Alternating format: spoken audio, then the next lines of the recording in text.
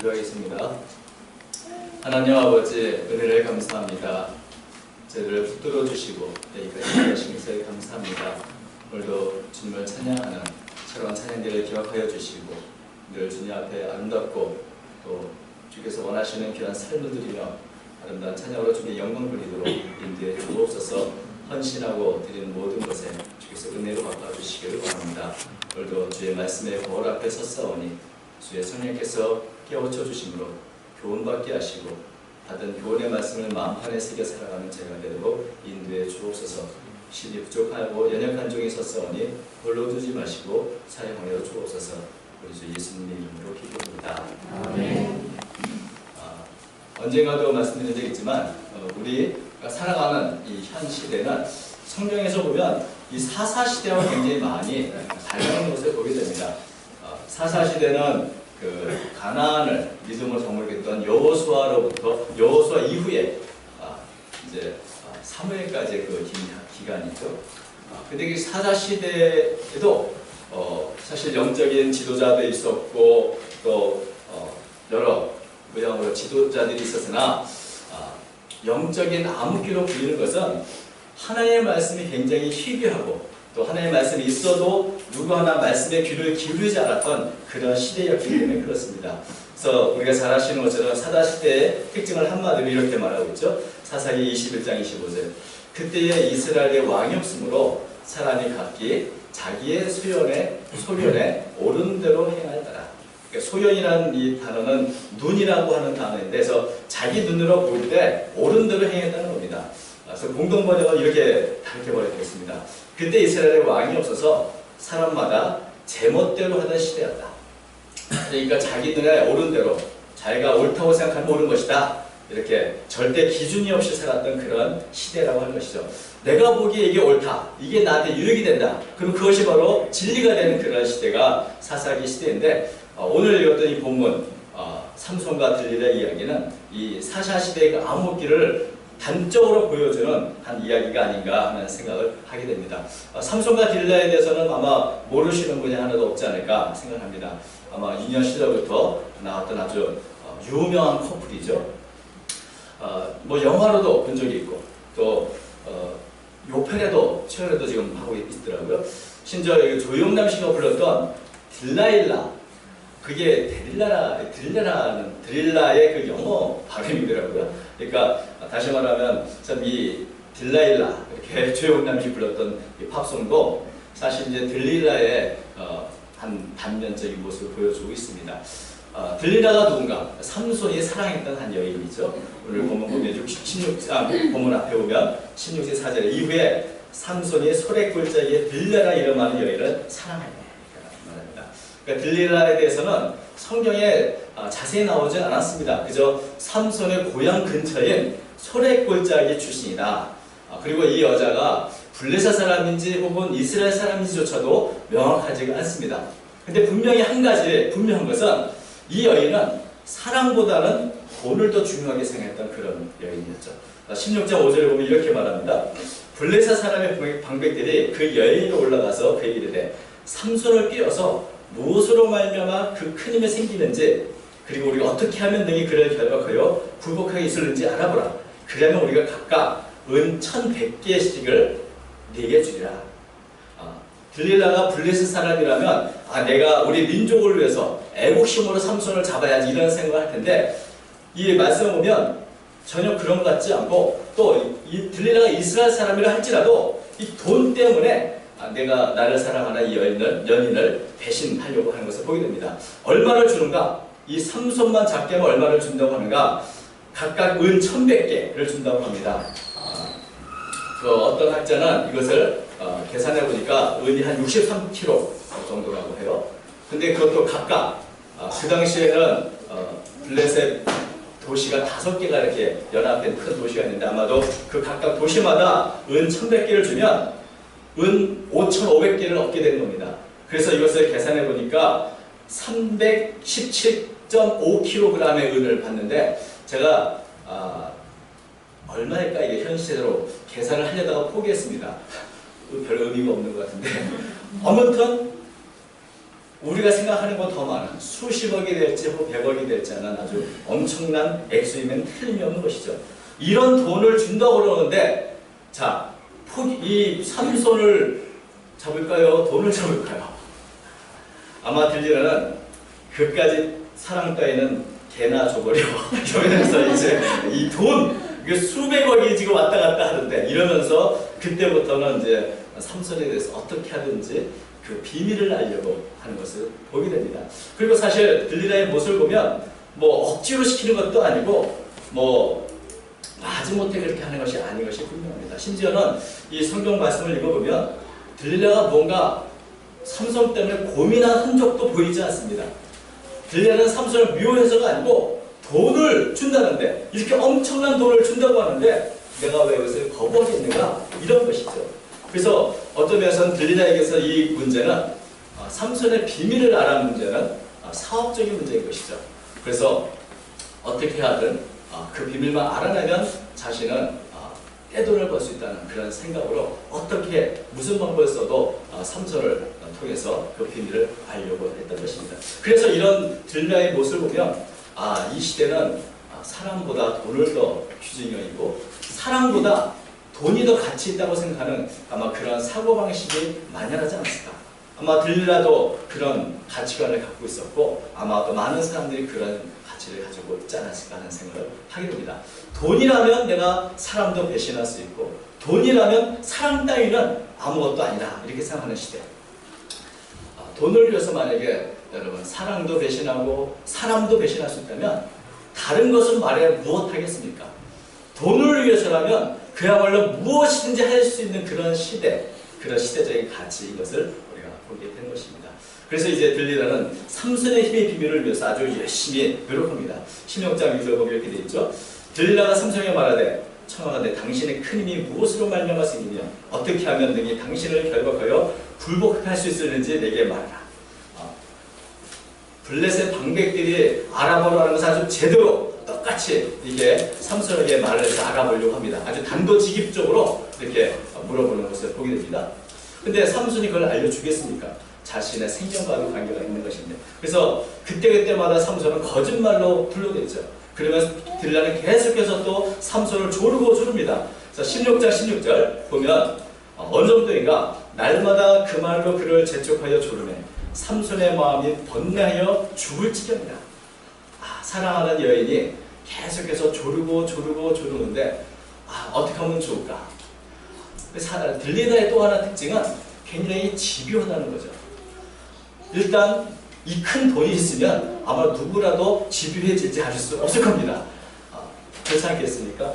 이 힘만 알면 삼손의 말 한마디에 내 인생이 달라진다 생각하면서 어떤 면에서는 최선을 다해서 달콤하게 때로는 협박하면서 사랑을 무기 삼아 이 삼손을 협박하는 것을 보게 됩니다. 근데 과연 누가 강할까요? 낙타 뼈 하나로 1000명의 용사를 죽인 사람이 바로 삼손입니다. 그런데 이 한 여인, 이렇게 돈에 눈이 먼 이 여인의 아주 달콤한 유혹과 아주 강한 이 협박들, 이것에 삼손은 견딜 재간이 없었습니다. 이 돈을 향한 들리라의 진연이 너무나 강한 나머지 결국 삼손은 자신의 비밀을 결국 말하게 되는 것을 보게 되죠. 17절 보면 이렇게 되어 있습니다. 삼손이 진심을 드러내어 그에게 이르되 내 머리 위에는 삭도를 내지 아니하였나니 이는 내가 모태에서부터 하나님의 나시게 되었습니다. 만일 내 머리가 밀리면 내 힘이 내게서 떠나고 나는 약해져서 다른 사람과 같으리라 하니라. 그래서 결국 자신의 힘의 비밀, 자신이 나시를 잃은 것, 이 모든 것을 고백하는 것을 보게 됩니다. 근데 들리라가 이런 고백을 듣고 어떻게 했습니까?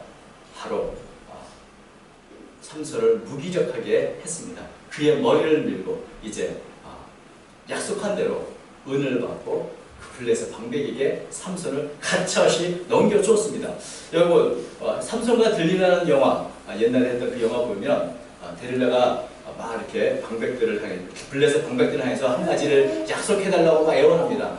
제발 삼손의 목숨만은 죽이지 말아주세요. 이런 얘기가 나오죠. 그래서 굉장히 들리라 역시 사랑했으나 이렇게 참 그래서 블레셋 방백과 여러 가지 약속을 이렇게 하는 것을 보게 되는데 그것은 나중에 작가들의 상상이고 성경에는 들리라는 삼손을 통해서 돈을 번 것으로만 나오고 있습니다.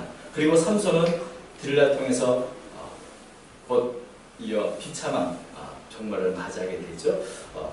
어떻게 보면 눈을 이제 빼고 이제 구경거리가 되는 그런 지경에 이르는 것을 보게 됩니다. 그래서 결국 들리라는 돈을 위해서 삼손을 붙잡았고 또 돈 때문에 삼손을 배신한 모습을 보여주고 있습니다. 그것이 어떤 면에서는 다른 사람의 어떤 진심 어린 그 사랑을 이렇게 돈으로 바꾸는 그 시대 한 모습을 우리에게 보여주고 있는 것입니다. 이렇게 참 사랑이 귀하고 또 사람이 귀한데 이 들리라에게는 이런 올바른 가치관이 없는 그런 모습을 보게 되는데, 이런 사사시대에 있어서 가장 중요한 것은 지도자입니다. 어찌 보면 이렇게 올바르지 못한 참 물질주의에 살아가는 사람들에게 하나님의 말씀을 가르치고 전해야 할 책임이 바로 지도자에게 있는 것이죠. 그리고 삼손은 그 일을 위해서 부름을 받은 사람입니다. 이 사사시대, 이 암흑기 시대에 지도자가 말씀의 빛을 발해야 했었는데 그러지 못했다는 것을 우리가 보게 되는 것이죠. 어떤 면에서는 시대의 모든 그 어려움들, 혼돈은 다 지도자의 잘못이라고 생각이 듭니다. 사사기에 보면 삼손은 굉장히 아주 중요한 사사 중에 하나입니다. 삼손은 성경에서 몇몇 나오지 않는 탄생부터 나오는 아주 그리고 사사 중에 가장 긴 기록에 있는 그런 사람인 것이죠. 그의 탄생을 보면 하나님의 사자가 그의 어머니에게 나타나서 이런 예언을 하는 것을 보게 됩니다. 13장 5절에 보라, 네가 임신하여 아들을 낳으리니 그의 머리에 삭두를 떼지 말라. 이 아이는 태에서 나옴으로부터 하나님께 바쳐진 나시림이 되리라. 그가 블레셋 사람의 손에서 이스라엘을 구원하기 시작하리라 하니라. 다시 말하면 삼손은 태어나기 전부터 하나님께서 구별한 택함 받은 그런 사람이었습니다. 하나님은 이 사사시대를 변화시키는 한 인물로 삼손을 구별해 놓으셨던 것입니다. 그래서 이 나실인, 태어나면서부터 나실이 된 이런 사람이 삼손이죠. 나실은 하나님께 드려진 사람, 그래서 일정한 기간 동안에 하나님께 구별되어서 하나님의 일을 하는 그런 사람들입니다. 그래서 민수기 6장에 보면은 이 나실인이 살아야 할 삶의 모습은 다른 사람과 다른 여러 가지 구별된 삶을 살아야 했습니다. 뭐 포도주나 독주를 마시면 안 되고, 또 어떤 시체나 부정한 것을 만져도 안 되고, 또 마지막에 머리를 깎아도 안 되고, 이렇게 구별된 삶을 살아야 하는 사람이 바로 나실인이고, 삼손은 성경에서도 유래를 찾아볼 수 없을 만큼 참 이런 태어나면서 나실인이요, 그리고 특별한 하나님의 은사를 가진 사람이었습니다. 다시 말하면 참 삼손의 그 무시무시한 힘이 있죠. 또 아까 말한 것처럼 낙타, 턱 하나로 1000명이나 죽일 수 있을 만큼 큰 괴력의 소유자가 바로 삼손이었습니다. 그래서 하나님께서는 삼손을 구별된 사람으로, 그리고 다른 사람이 없는 큰 은사를 주셔서 그 시대의 사람을 보호하고 변화시키고 구원하는 그런 사명을 주신 것입니다. 그래서 하나님께서는 이 삼손에게 특별한 기대를 가지고 계시다는 것을 보여주는 것이죠.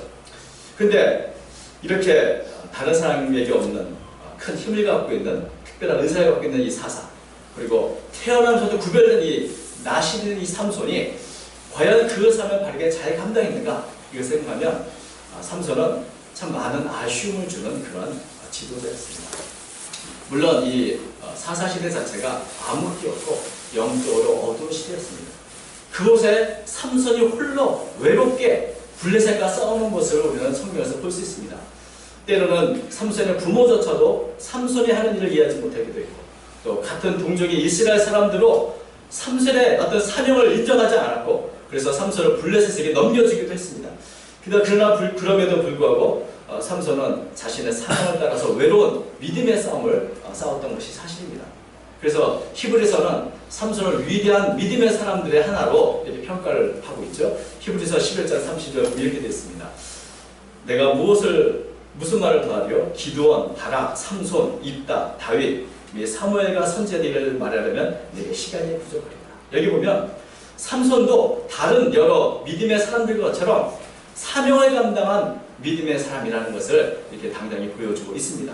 그러나 그럼에도 불구하고 삼손이 과연 자신의 삶을 찾았는가, 거기에 약간의 아쉬움이 남는 것이 사실인 것입니다. 물론 삼손이 많은 실패와 실수했음에도 불구하고 믿음의 사람의 발견에 설 수 있었던 것은 하나님의 큰 은혜가 있었기 때문입니다. 하나님께서는 실패한 삼손일지라도 끝까지 붙들어 주셔서 그를 사용해 주셨습니다.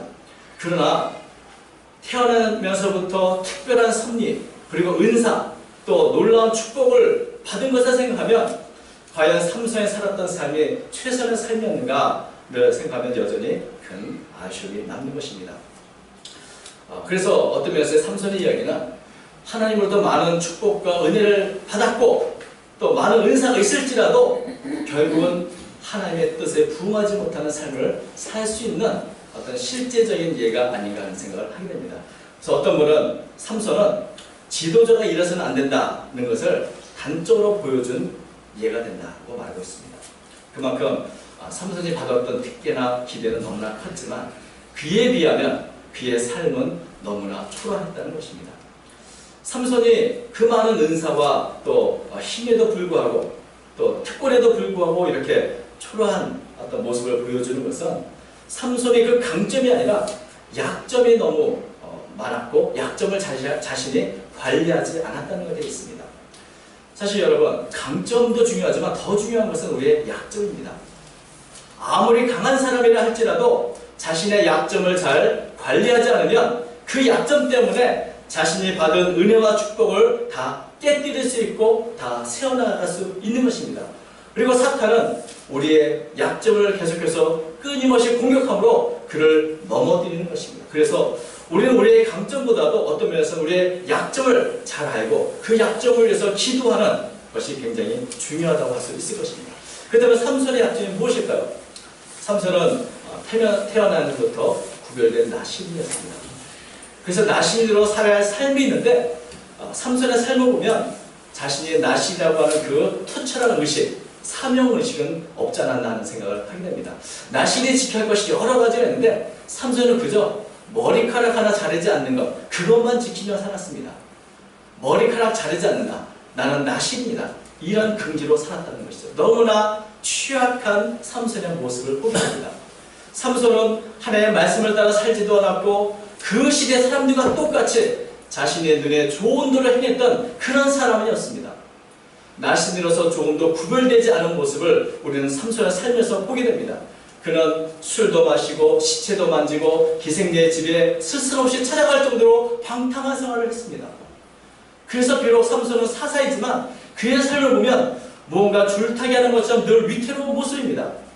마치 조마조마하게 언제 삼손이 큰 사고를 칠까 조마조마한 그런 모습이 바로 삼손이 보여주는 모습인 것입니다. 그런 면에서 삼손은 지도자이기보다는 어린아이 같은 그런 믿음의 사람이 아닌가 하는 생각을 하게 됩니다. 특별히 삼손이 가졌던 가장 큰 약점은 바로 여자들이었습니다. 삼손의 생애를 보면 늘 여자들 때문에 어려움을 당합니다. 그러나 그럼에도 불구하고 늘 여자를 찾아가는 것이 삼손의 모습입니다. 그리고 드디어는 들릴라를 만남으로 최악의 상태를 맞이하게 되는 것이죠. 16장 16절에 아까도 읽었던 부분입니다만 날마다 들릴라가 그 말로 그를 재촉하여 조르매 삼손의 마음이 번뇌하여 죽을 지경이라. 삼손은 들릴라를 사랑했습니다. 그래서 삼손은 들릴라를 떠나지를 못합니다. 자신의 사명 또 자신이 해야 할 나시에 이런 어떤 긍지보다도 이 여인을 떠날 수 없다는 것, 이것 때문에 삼손은 늘 괴로워합니다. 같이 있자니 비밀을 말해야 할 텐데 그럴 수도 없고 또 떠나자니 그럴 수 없는 늘 이렇게 위태위태한 줄타기를 삼손은 하고 있는 것입니다. 들릴라가 물어볼 때마다 삼손은 거짓말로 그 위기를 모면합니다. 그것이 한 번, 두 번, 세 번 반복적으로 거짓말을 하면서 자신의 위기를 모면하지만 언제까지 그 거짓말이 통할 것인가? 그래서 삼손의 그 비극은 어떤 면에서는 예견되어 있다고 할 수도 있을 것입니다. 들릴라는 목적이 돈이라면 삼손의 목적은 사랑입니다. 들릴라의 최고 가치는 돈이라고 한다면 삼손의 최고의 가치는 바로 사랑에 있었습니다. 어떤 면에서 이 두 사람은 서로 자기가 옳다고 믿는 가치관을 따라 살아간 것이죠. 그런 면에서 이 두 사람은 너무나 닮아져 있는 것을 보게 됩니다. 그리고 이 둘이 한 사람은 돈에 눈이 멀었고 한 사람은 사랑에 눈이 먼 이 두 사람이 함께하는 모습은 늘 언제나 위태로워 보입니다. 마치 우물가에서 노는 어린아이와 같이 조마조마한 동거를 하고 있는 것입니다. 만약에 삼손이 지도자로서 말씀을 따라 살았다면 어쩌면 이 두 사람의 사랑은 비극적으로 끝나지 않았을지도 모릅니다. 그러나 삼손과 들라는 서로가 원하는 것이 다르면서도 서로의 유익을 위해서 서로 함께하는 그런 위태로운 동거를 계속했던 것입니다. 그리고 삼손은 거짓말로 자신의 생명을 건 게임을 계속해서 하게 됩니다. 어찌 보면 삼손은 죄를 즐기며 또는 그런 죄가 주는 스릴을 즐기며 살았는지도 모릅니다. 자신의 사명을 헌신하지 않고 들라와 함께 참 위태로운 그 즐거움을 그는 누리며 살았을지도 모릅니다. 그런 면에서 사실 삼손이 사명을 생각한다면 들라를 떠나야 옳았고 아니면 들라를 변화시켜야 옳았을 것입니다. 그러나 삼손은 영적으로 무감각했고 어쩌면 사사로서의 자신의 사명보다는 그저 사랑하는 여인과 함께 보통 사람의 삶을 살고 싶었던 것입니다. 사랑하는 여인의 무릎에 깊이 잠들어 있는 삼손의 모습, 어쩌면 그 모습은 삼손이 바라던 자신의 삶이었는지도 모릅니다. 평생 의무와 사명에서 사는 것이 아니라 그저 보통 사람처럼 살기를 원했는지도 모릅니다. 그래서 삼손은 들려를 믿고 그의 무릎을 베고 자는 동안 자면서 행복을 느꼈을지도 모릅니다. 그러나 그 시각에 들려는 삼손을 죽일 위험한 만반의 준비를 다 갖추었던 것을 우리는 알고 있습니다. 그로 말미암아 이제 사명을 잃어버린 삼손, 나시느스의 긍지와 또 마지막 머리털까지 다 밀린 삼손은 이제는 정말 무력한 보통 사람이 되고 말았습니다. 20절 말씀 보면 이렇게 되어 있습니다. 들라가 이르되 삼손이여 블레셋 사람이 당신에게 들이닥쳐를 하니 삼손이 잠을 깨는 이르기를 내가 전과 같이 나가서 몸을 떨치려 하였으나 여호와께서 이미 자기를 떠나신 줄을 깨닫지 못하였더라. 보면 삼손은 잠을 잤을 뿐입니다. 사랑하는 여인 곁에서 무릎을 베고 잠을 잤는데 깨어나 보니 모든 것이 달라져 있었습니다. 그는 더 이상 힘을 내지 못하고 하나님은 그를 떠났습니다. 하나님의 사람에게 있어서 하나님의 영이 함께하지 않는 것처럼 비참한 것은 없습니다. 영적인 지도자가 지도력을 잃어버린 것처럼 비참한 것도 없습니다. 사단의 포로가 되는 모습이죠. 그래서 삼손은 하룻밤 사이에 두 눈이 뽑힌 소경이 되었고 하룻밤 사이에 사사에서 조롱받는 대상이 되고 말았습니다. 한 시대를 구원해야 할 이 하나님의 놀라운 사람, 이 사사가 이제는 낮고 천한 이 옥에서 그저 맷돌만 돌리는 비참한 포로의 삶을 사는 것을 보게 된 것이죠. 여러분, 이 삼손의 삶을 보면 어쩌면 하나님께서 그에게 큰 기대를 갖고 그의 구원이 시작된다고 말씀하신 그 사람이 이제는 그 사명을 제대로 감당하지 못하고 쓰러져서 적군의 포로가 되어 있는 모습을 보고 있는 것입니다. 물론 우리가 마지막에 삼손은 그는 하나님께 회개했고 기도했고 그리고 하나님의 응답으로 다곤의 신전을 무너뜨려서 블레셋 수많은 관원들을 죽인 것을 인해 참 그가 사명을 감당했다고도 말할 수 있을 것입니다. 한 사람, 이 삼손을 통해서 1000명의 블레셋 사람이 죽었고 또 이번 성전을 무너뜨리면서 3000명 이상의 수많은 사람이 죽은 것은 놀라운 일이고 정말 삼손으로서는 최선의 삶을 살았다고 말할 수도 모릅니다. 그러나 그럼에도 불구하고 늘 삼손을 생각하면 아쉽게 느껴지는 것은 삼손은 그 이상의 일을 할 수도 있었던 사람이기에 그렇습니다. 삼손은 블레셋 사람 몇천 명을 죽이는 것보다 더 많은 일, 더 위대한 일을 할 수도 있는 사람이었습니다. 그런데 그가 자신의 약점을 관리하지 못함으로 해서 넘어졌고 쓰러져 그저 이렇게 비극적인 종말을 맞이하게 되는 것입니다. 사사시대에 정말 필요했던 지도자는 어떤 지도자일까요? 블레셋 사람들 많이 죽이는 그런 용사보다 어찌 보면 나시드로서 말씀을 지키고 구별된 삶을 통해서 근본적으로 절대 가치가 무엇인지 진리가 무엇인지 하나님의 뜻이 무엇인지를 밝히는 것이야말로 진정한 그 시대를 구원하는 지도자가 될 것이었습니다. 그러나 삼손은 그렇게 하지 못했습니다.